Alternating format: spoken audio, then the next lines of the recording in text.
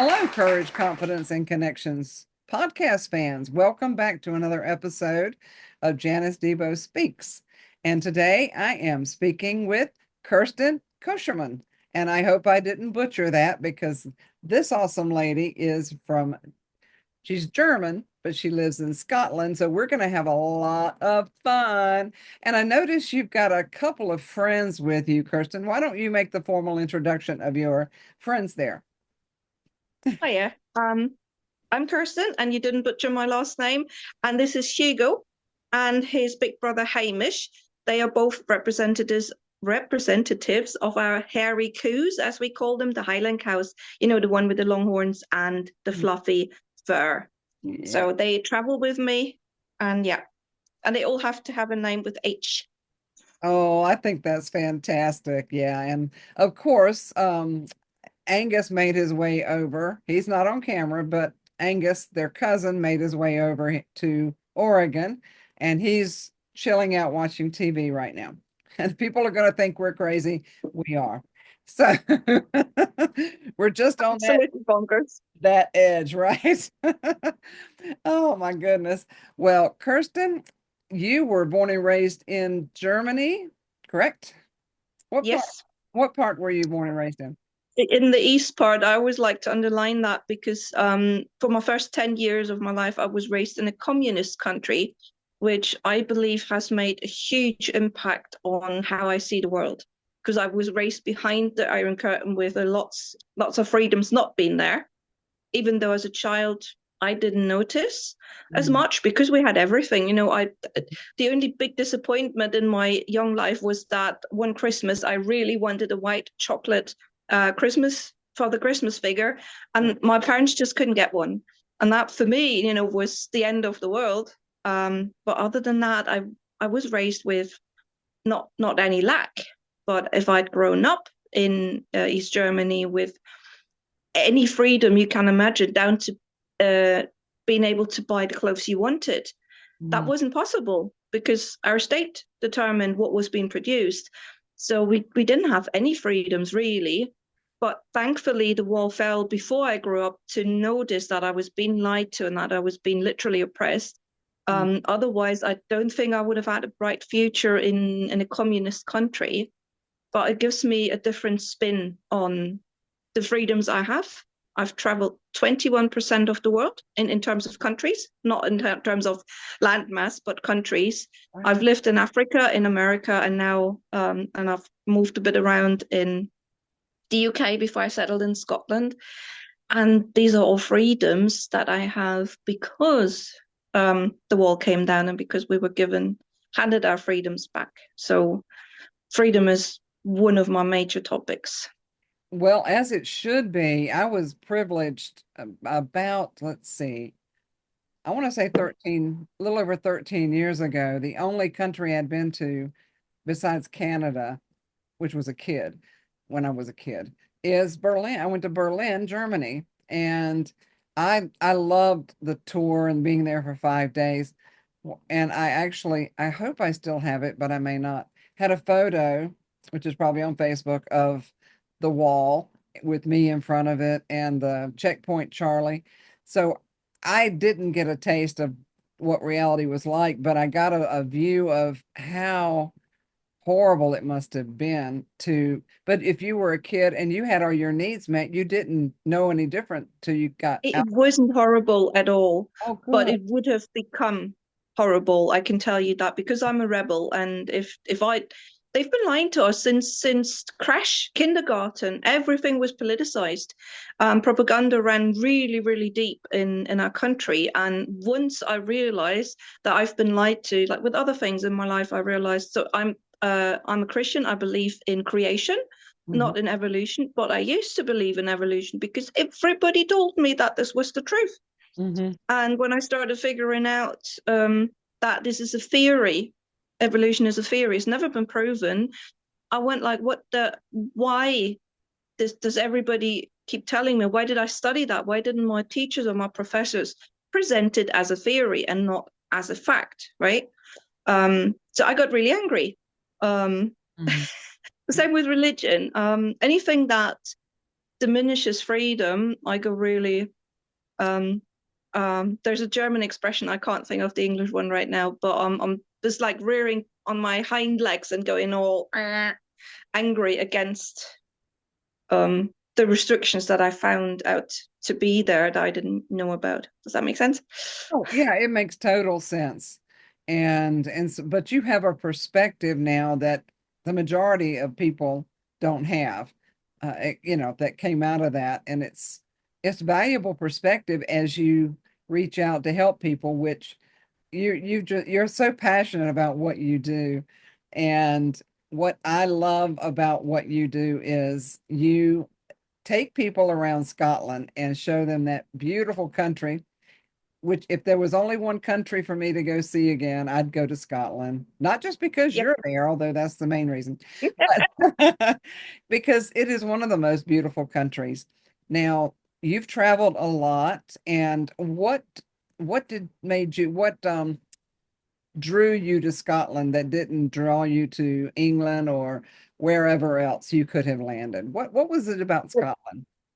Initially, I did come to England, and I lived in England for 3 years, then Northern Ireland, which is another part of the United Kingdom. Mhm. A lot of people don't get the separation.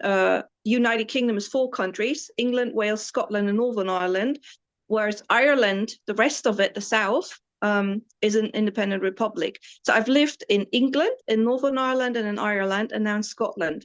The only part of the country I've not lived is Wales, within the United Kingdom. Mm. Um, but I believe that God called me to Scotland. I spent a month here in 22 in the summer as a tour guide.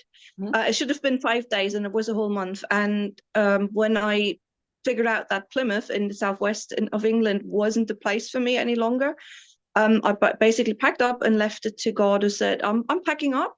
And at the end of the season, as a tour guide, you're always gone, you tell me where to go. Well, little did I know that God already had a plan, and he presented Scotland on a golden platter, not silver platter, gold platter.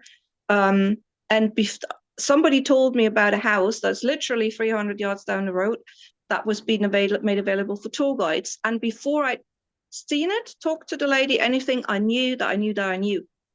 And within 48 hours, we had a contract in place for me to rent until initially would have been October 24.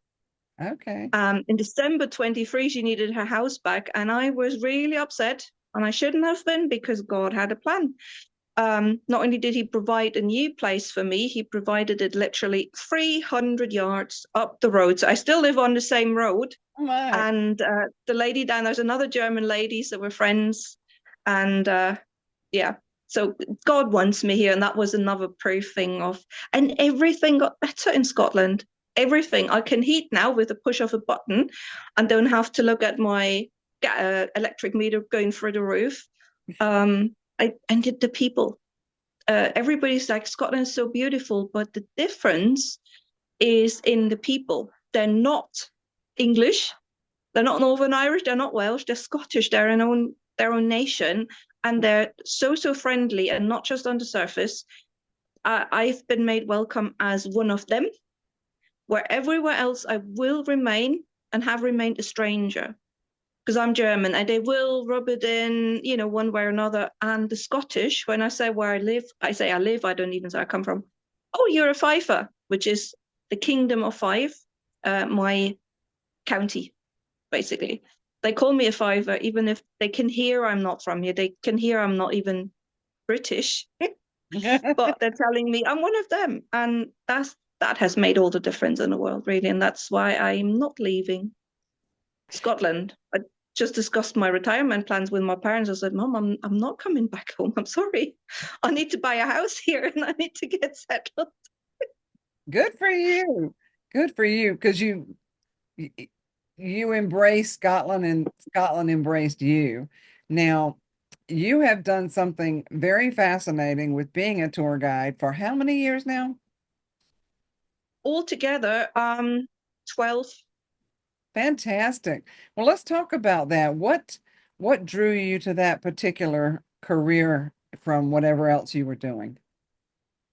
Quite honestly, in 2013, my parents came to see me first time in England, and Mhm. we did a 10, 12-day trip around. And I just loved showing my parents around. And lo and behold, very next year, with less than 12 months, I bought my first new bus for my customers, and I was doing my first, um, we call them Rosamund Pilcher tours, which is a bit cheesy, but they're a label. These movies, every German knows a Rosamund Pilcher film. It's quite cheesy, but that's why everybody wants to come to Cornwall, and that's the first one I did. And I just love showing people this country, be it Scotland or all of this, all the countries I've mentioned, we call them the British Isles, are beautiful. Everything has their own beauty. Um, just for living, I will always prefer Scotland because of the way they make you feel welcome. That's But I great. just love showing people this country, and I treat my guests as if they were my friends who are over for a visit. And I go like, oh, did you know? And look at this and that, and I've had such good comments from the last group on Wednesday, which I sort of thank you so much, because at the start of the season, to get a compliment like that is more worth than any tip or anything you could get, because it shows you still got it. That's fantastic. And you are very warm and friendly, and you're very funny too. I Handy. That only came after COVID or after the pandemic. And I struggled in my first year. When 22, I've become a full-time tour guide rather than doing odd tours. The first ones were more like Mm. study trips, but since 22, I've been a full-time tour guide, which is most of my income coming from. And I wasn't funny, not at all. And I wasn't witty, like have witty responses to Mhm. people. And I'd think about it for a week and then I'd have one, but being, right on top. And that's just come, and I'm so thankful because I love making my guests laugh. And if my jokes don't work, and I've had a group like this, I tried for 5 days and I could not get a whole laugh out of the bus. uh, you know and I was like, what is wrong with me? I was like, you get starting to think you completely off kilter. But there are some, yeah, but we have different federal states in Germany, right? And they're all a little bit different. And there's a couple of them where I just don't, I'm not level with them, and I don't understand their humor and they don't understand mine. Do not think that German is all one big pot. We're not. Every federal state is so different. And the ones that I least understand are from the northwest coast, Niedersachsen. It's like, Yeah. I don't get them. Oh my goodness. I when I went to Berlin on that 5-day tour, and it could have lasted much longer.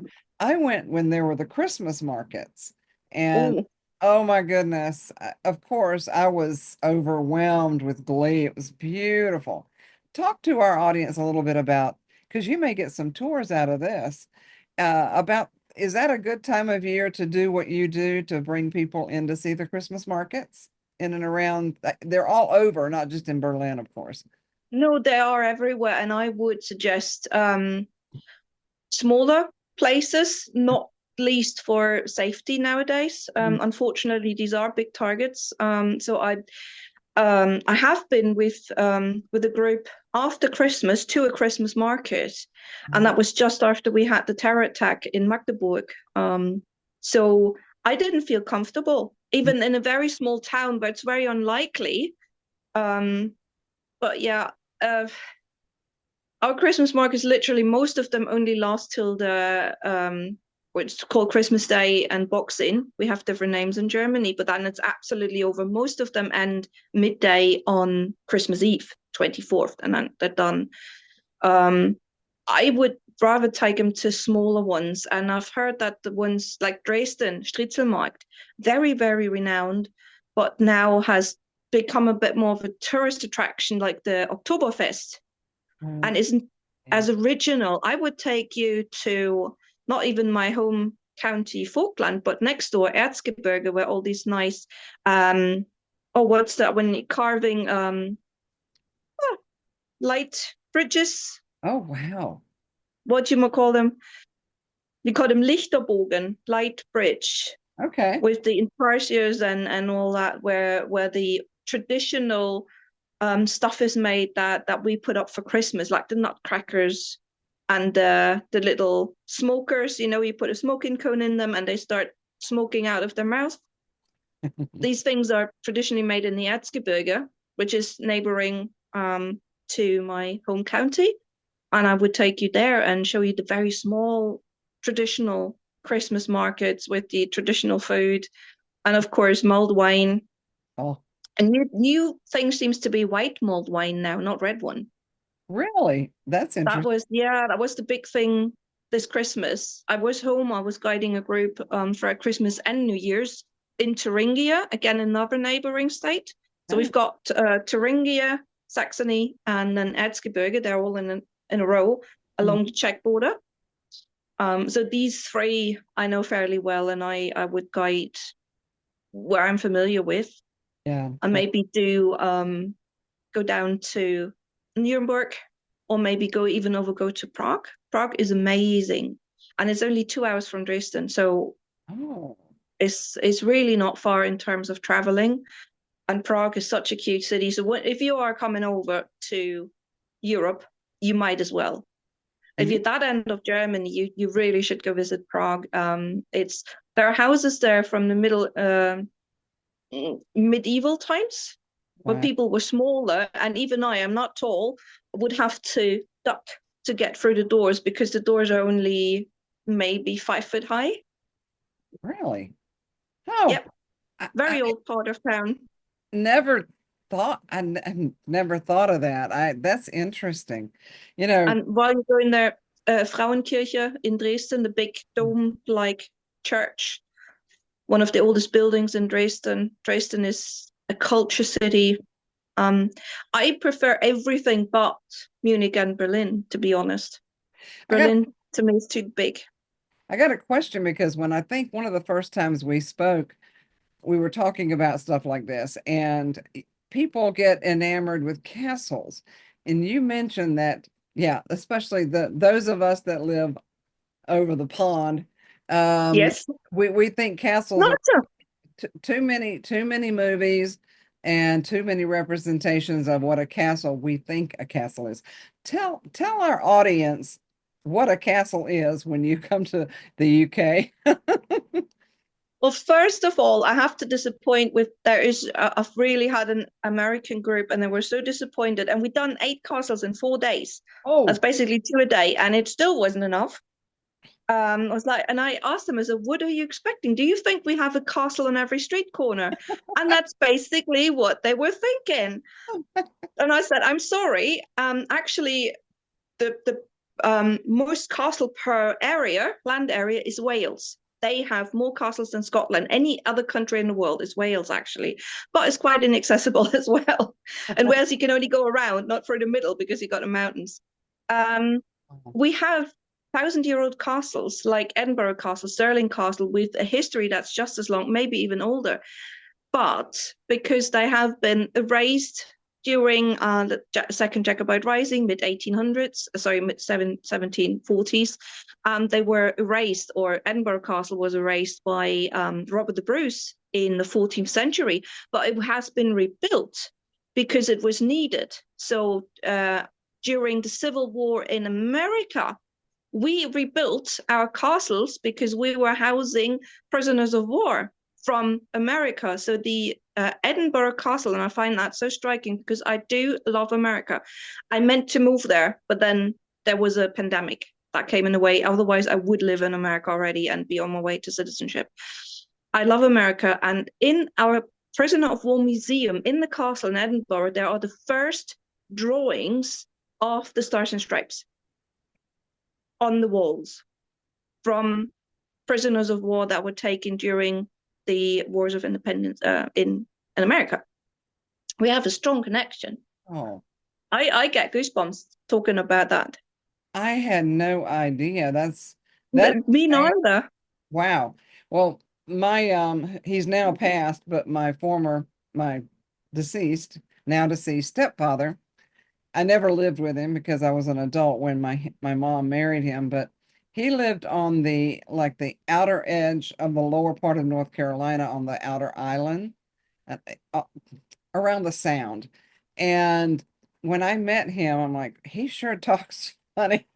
Well, turns out that some Scottish groups, I guess, landed and settled there because he had such a strong Scottish brogue along with a Southern accent. So you put those two together, and you can't even imagine what that sounded Southern, North A Carolina. bit like, yeah, a bit like me all over the place. People rarely guess that I'm from Germany. The most common one is South Africa, but Yeah. German or even Europe gets hit on very rarely because my accent is all over from the British Isles. Hmm. And it's American because I do have a lot of American friends. So yeah, the Scottish that the interesting thing, and that's one thing I talk about on my tours, is that yes, we have very strong ties to America and to Australia because after the second and last Jacobite Rising, when the Scottish tried to retake their independence in military form, that was the last of the Stuart line. They were then overrun by the English, and 1,500 Highlanders got killed in an hour, in 1 hour, and the rest they tried to take prisoner. And if they didn't condemn them to be executed for treason, they were sent off to Australia to work there. And we got a super famous song. It was actually a poem wrote from one lover, male soldier, to another lover. So nowadays that's not a big problem, and I don't think even then it was. But he wrote a poem to his lover who was sent to Australia, and he was condemned to be executed. And it talks about, and I always get goosebumps, and a lot of my guests are crying when I play the song. It's called Bonnie Bonnie Banks of Loch Lomond. It talks about how they met at Loch Lomond and how now they will never walk again on the Bonnie Bonnie Banks of Loch Lomond. And one is taking the high road, and that is when a soul dies outside of Scotland, it will take the quickest way back to Scotland. Goosebumps. And the other one, because he's living longer because he's laboring in Australia, will take a few years before he gets back. So when he dies in Australia, then his soul will also fly back to Scotland on the low road, the one that takes a bit longer. But the last verse offers hope, as that the broken-hearted cans meet again. So these two broken-hearted lovers will finally, eventually meet back as souls in Scotland. Down the end, and it is a very famous song. I'm happy to send you a link for one of my favorite ones. There's so many renditions, but that it is Scottish folklore, but it goes deeper than that. And there's the ties to Australia, there's ties to America, but the ones that fled after, a lot of Scottish Highlanders voluntarily then went to, well, voluntarily, their lands were taken, their traditions were taken. They were declared second-class humans, too stupid for education. And they were their titles, their lands, their traditions, everything was taken away. And they basically were forced out of the Highlands by the English and the Parliament, the Crown and the Parliament, because they didn't want another rising. And the Scottish would have risen up again and again and again. And to prevent that, they dispersed them. And that's why we have so many Scottish in the New Worlds at the time, because they were able to live their traditions there. Their traditions nowadays are stronger than some of them in Scotland. Though the young'uns taking it up, doing the Highland dances and doing the bagpiping and all that, and being in a drums and pipes bands and wearing the kilts again, that's only come back in 1847 by Queen Victoria. She gave them their rights back. Everything, including the Highland Games. So now we're celebrating them so if you want to see Highland Games, come July, August, but you also get all the other tourists and the midgies. Do you know midgies? I think in Florida you say museums. Little itty bitty fly thingies, mosquitoes, but they don't sting, they bite. Oh, oh, And there are millions and millions of them, and especially in August. I already got bitten twice when I was up there oh. on the open day. So I've got two midgy bites. So I always say, really, if you want Scotland a bit more to yourself and really enjoy it, come until May, end of May, and then start coming again mid-September into October. People don't believe it because Scotland is associated with bad weather. It's sunny outside. Mm, No, we don't always have rain. And I had an 11-day tour last October, and we didn't get wet at all, not once. And nice. it was, and the temperatures, we don't really get super highs and we don't really get super lows. So we've got a balmy 60 to 70, almost guaranteed any time of year, even in January and February. Nice. Almost guaranteed it's nice here. So you don't have to come June, July, August when everybody else comes. Good to know. Hey, how many times, and I think you might want to talk about some folklore while, as we head towards the top of the hour, but I'm curious. I know I was seeing pictures of these, is it the haggis? Is that what they're called? And I, like everybody, like most people, thought it was a real creature. I really did. And then the informed tour guide told me that it was a made up thing, imaginary thing, or whatever. Okay, where did No, no, that no, no, no. We have haggis. here? Is it real? So so of course haggis is real. It's a meal. Our national dish is haggis, neeps, and taddies. So haggis is meat in mince form, um, enriched with buckwheat. So it looks literally, I have to say, it looks like poop. That's why a lot of people don't want it, but it tastes really, really nice. It's minced meat, basically, with lots of spices. It's quite spicy, like peppery. And in older days, because they used offcuts, the leftover meats, they would pour a wee dram of whiskey, which we said a little glass of whiskey on top because it makes it sweeter. Nowadays, you have whiskey cream sauce with it, and it's gorgeous. Neeps are turnip mash, and taddies is potato mash with it. And you get equal portions of each, and then for me, always lots of whiskey cream sauce on top. So Well, that's our national dish. but what And is it it? is made, any good tour guide worth its weight in gold will tell you that our national animal, the unicorn, is real, that Nessie is real, the Loch Ness monster. And they will also tell you that the haggis animals are real, but because they've been hunted down so much, nowadays they're very rare. And they come in brown and black, sometimes in white, but you hardly ever see the white ones. And their most distinct feature is that they've got two long and two short legs. So they can only walk clockwise around the hill. But that also made them very easy to hunt, because all you need to do is two people. One walks up on them from the front, and the other one is at the bottom with a big sack, right? And the one scares them, and they turn around, and because they lose equilibrium, they just tumble down the hill, and you catch them with the sack, and you can eat them. And you're pulling And my that's why they're so rare now. And we have whole societies, and I can point you to them if you don't believe me. There's whole societies that are enamored with the haggis and with the different species. And and there's haggis hunting season is between I think the 1st of January and Burns Night, our big bard Robert Burns, who wrote in Scots, which is a different language. yeah. So between those, like about 6 weeks, there's haggis hunting season.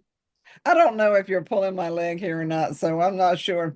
But I know you said the Loch Ness monster is real, so I'm sure you take people to find the Loch Ness monster too, right? We try, but the thing is, when you come in August, Nessie, we call her Nessie, she doesn't stay in Loch Ness.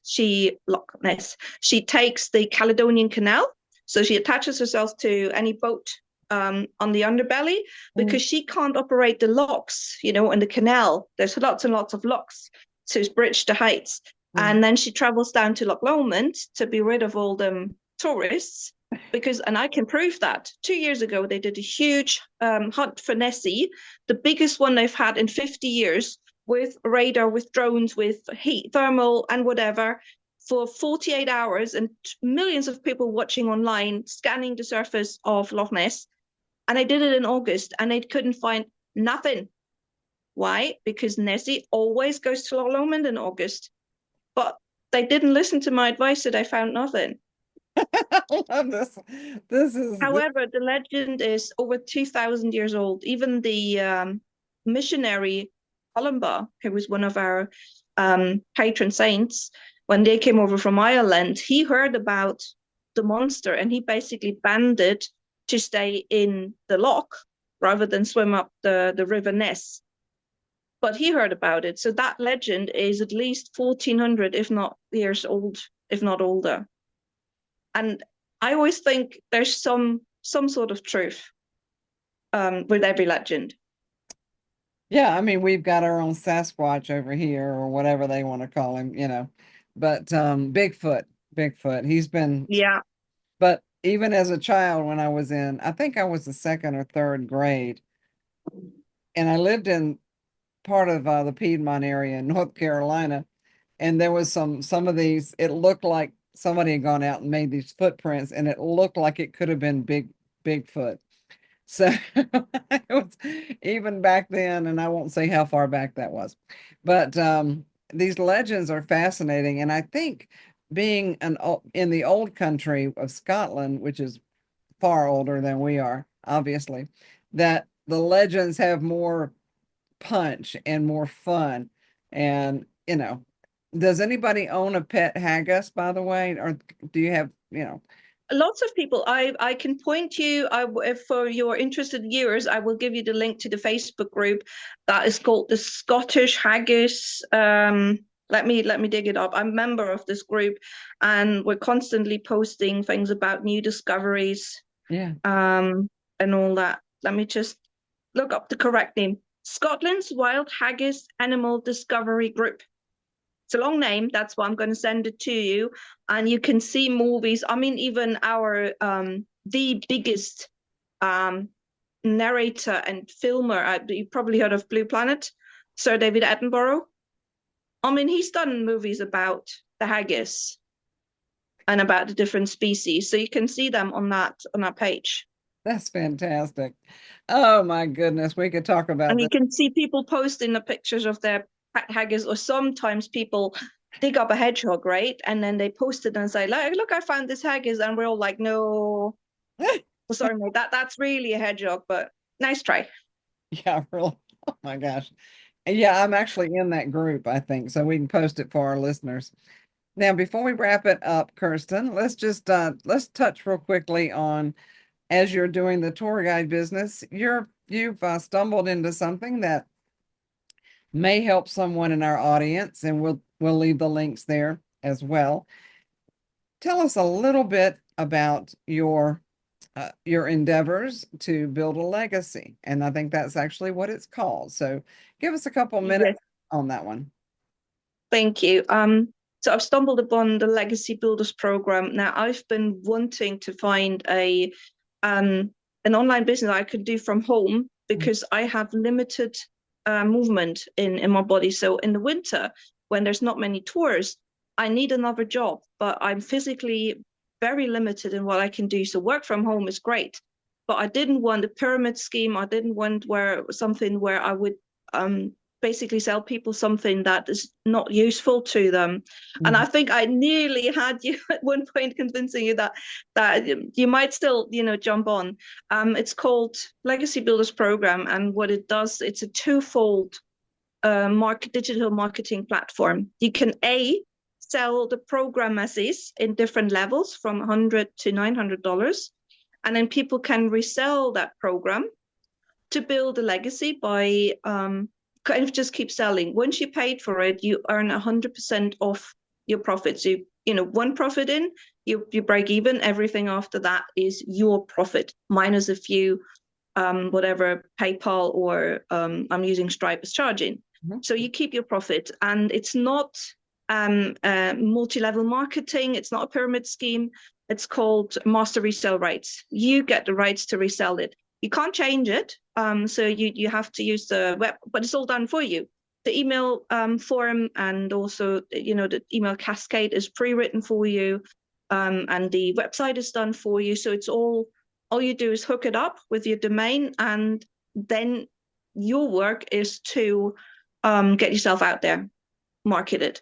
The other thing, though, is if you have people who work on like yourselves, this program in itself can be very, very useful. And you only need to buy the smallest version, which is the Launchpad for 100 quid. And you get the System.io set up where you can write your own email campaigns and link it to a website. And anybody who puts, and I'm going to use this for my tour guiding as well, for my website. So somebody puts in their email address and says, is interested, then it automatically answers the emails. And if then people have a question and feed it back to me, then I can get active and read the emails and respond. But everything goes in the background, and they're clicking on, okay, I want the castles tour and I want to add in whiskey, because that's what I'm going to build. I'm going to build tours like ordering a pizza off. You can either order off the menu, you want the mozzarella, or you want the mozzarella but a topping of mushrooms. In that case, you want a topping of a whiskey tour, or you want extra castles or whatever. And once you put that in, you can click a link and the thing will sell it for me, right? Wow, that's great. The selling is, and the great thing about it is the automation. So especially for me, because I live 6 to 9 hours away from you guys, so I won't be awake when you're awake. Right. I post my Facebook post to your schedule in the middle of my night. But that thing, if you put it in, you get immediate answer anytime, 24/7. And that's the great thing. So it's not a scam. And that's why after watching this lady for 2 months, making sale after sale after sale, I felt the nudge from the Holy Spirit to go after it. But he also told me I was going to put my own spin on it. And that's what I'm doing. I'm using it, I'm selling it, and I'm trying to tell people, look, this is really great. It works. Well, it really does. Yeah, we'll share all of your links and have your information at the end of the podcast on YouTube, on my website, everywhere I can put it. It will be there, and you'll be able to share it out, and you'll reach people that have never heard of you being a tour guide or having fun building your legacy. And you've got so many things I want both. Mm-hmm. I love being the tour guide. I love, love, love it. For comments like this one lady said, when you told the story and you played the song, she said, I was just bawling. And people, that's why I do it. Yeah. I do it for the love that I can get people to love this country more, kind of. And I love doing that. So I don't want to do away with the tour guiding, but I want to be able to, have that legacy where the money is there. And when my health isn't quite there, I can still work, and I have to build something for my pension. Mm-hmm. I've got nothing. I've got zilch, and I've got 20 years to go. So I really need to make good money fast. And I know it sounds cliche, but tour guiding is good income. But I need another one, because I'm 46, and for the best part of my life, I've not put anything away for pension. So now I need to double up. Does that make sense? It does. And really multiple streams of income is a wise thing to have. So we're going to start wrapping it up here, but I wanted to see if you have any fun, just real quick not stories, but wisdom or whatever you'd like to share for the next minute before we close out here. I'm going to get political. I'm sorry, but people value your freedom. Yeah, value your freedom. Yeah, we don't do politics and stuff on here. So sorry, no, but value your freedoms. No, absolutely. Enjoy the freedom. And I've written blogs on freedom, and some of those are quite interesting. But you're right. You come from that perspective that we take it for granted, and places like America. And financial freedom is one of those. It is huge. It is massive, and I'm just learning that, because that's a new one to me as well. Yeah, it's great. And it's vital. It's very vital. So, who knows who you're For going to, peace of mind. It says money can't buy what would kind of not we can't buy everything, but it can definitely buy you peace of mind. yeah, absolutely. Absolutely. So I'm going to wrap it up, Kirsten. Thank you. Kirsten, oh my goodness. Hugo They and, are with you, aren't they? and Hamish. Hamish, Hamish. Hamish. Very traditional. Well, Hugo not so much, but Hamish is a very traditional Scottish name. And I think they're going to be traveling as a duo now. What do you think? I can't separate them, can I?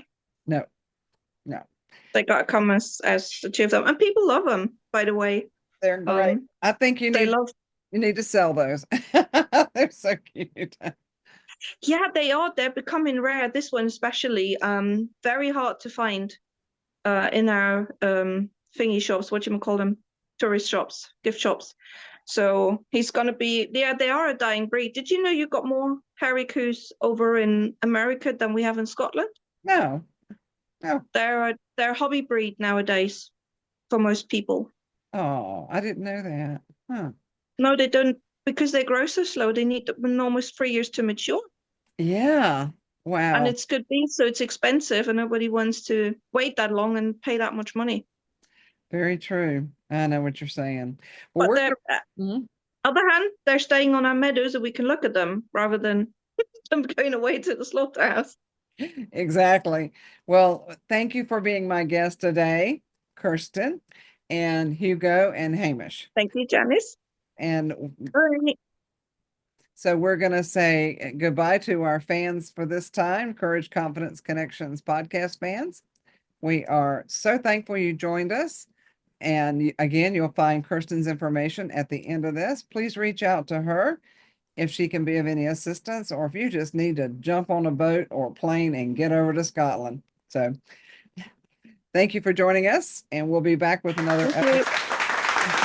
Bye, everyone.